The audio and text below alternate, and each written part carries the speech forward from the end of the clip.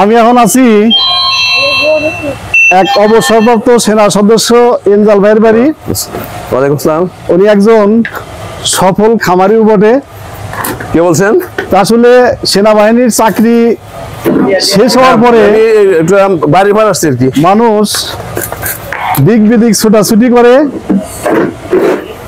পরবর্তী কর্মসংস্থানের জন্য 10-15 মিনিট দেরি হবো।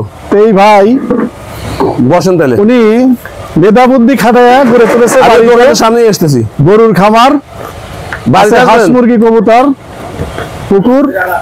আচ্ছা আচ্ছা। তো যে গরুটা আমরা এখানে দেখতেছি সেই গরুটা হলো মন্টু।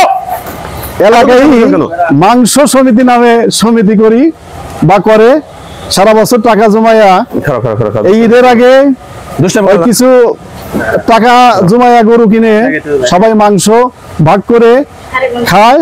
সেই ক্ষেত্রে এই খামারি এনজাল ভাইয়ের কাছ থেকে এই গরুটা কিনা হয়েছে। এই গরুটা সম্পর্কে এখন এই এনজাল ভাইয়ের কাছে আমি একটু জিজ্ঞেস করবো যে আসলে এই গরুটার বয়স কত বা কিভাবে লালন পালন করছে। ভাই আসসালামু আলাইকুম। ওয়ালাইকুম আসসালাম। এই গরুটার বয়স কত? এই গরুটার বয়স 3.5 বছর, প্রায় 3.5 বছর। তবে এই গরুটা লালন পালন করতে আপনার কিরকম খরচ হয়েছে? এই গরুটাকে সম্পূর্ণ অর্গানিক ভাবে খাবার সাপ্লিমেন্ট সবকিছু দেওয়া হয়ে গেছে। তো এখানে যেসব কেমিক্যাল বর্তমান বাজারে ব্যবহার হয় সেটা করানো হয় নাই। কেমিক্যাল ব্যবহার করলে এটাকে আরো অনেক মোটা তাজা করা সম্ভব হতো। অর্গানিক বলতে সম্পূর্ণভাবে দেশি ঘাস, দেশি খড় ভুসি যেটা আছে এই খাবার দিয়ে করানো হয়েছে। তো এটা কি জাতের গরু? এটা হচ্ছে ফ্রিজিয়ান। ফ্রিজিয়ান। এই জাতের গরুটা কি মানে কোনো অর্গানিক বা কোনো কেমিক্যাল প্রয়োগ করতে হয় না? না, এটা করা হয় সব ধরনের গরুকেই কেমিক্যাল প্রয়োগ করে, কিন্তু আমি নিজে ব্যক্তিগতভাবে করি না। আচ্ছা, তা আপনার এই খামারে কোনো গরুতে কি আপনার এরকম কোনো কিছু প্রয়োগ করেন না?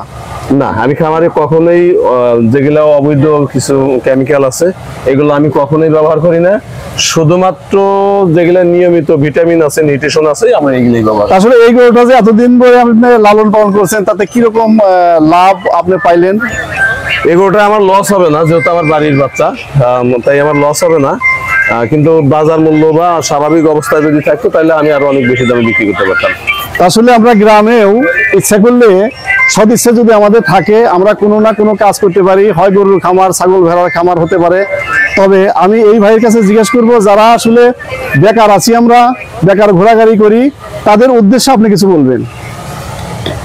যে কোনো ব্যক্তি যদি বেকার থাকে তার একটা কর্মসংস্থান দরকার, কিন্তু সেই কর্মসংস্থান যাওয়ার আগে তাকে যে কর্মে যাবে তাকে ওই বিষয়ে জ্ঞান অর্জন করতে হবে। যদি সে সম্পূর্ণভাবে জ্ঞান অর্জন করতে না পারে সেই ক্ষেত্রে সে কোনো ব্যবসায়ী সফল হবে না।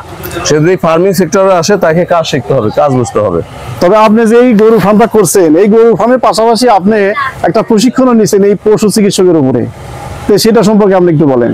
হ্যাঁ, আমি যখন শুরুতে এই ফার্মিংটা করি তখন আমি নিজেই কাজ বুঝতাম না। যখন কাজগুলো না বুঝতাম তখন আমার অনেক ক্ষতি হইতো। আমার পরপর 4টা গরু মারা গেছে। আমি দীর্ঘ 2 বছর ট্রেনিং নিছি, অর্থাৎ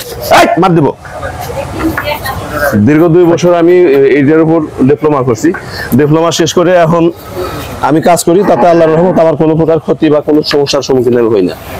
তো ধন্যবাদ ভাইকে। আসলে একেবারে বেকার যুবকদের জন্য অনুকরণীয় প্রিয় বটে এই রক্ত আসে। তো আমার কাছে কথা হলো, আমরা যদি কোনো কাজ নিয়ে চিন্তা ভাবনা করে একটু বুদ্ধি পরামর্শ করে এগিয়ে যাই তাহলে আমাদের একেবারে নিজ জায়গা থেকে নতুন নতুন কর্মসংস্থান তৈরি হবে বলে আমি বিশ্বাস করি। ধন্যবাদ সবাইকে। আসসালামু আলাইকুম।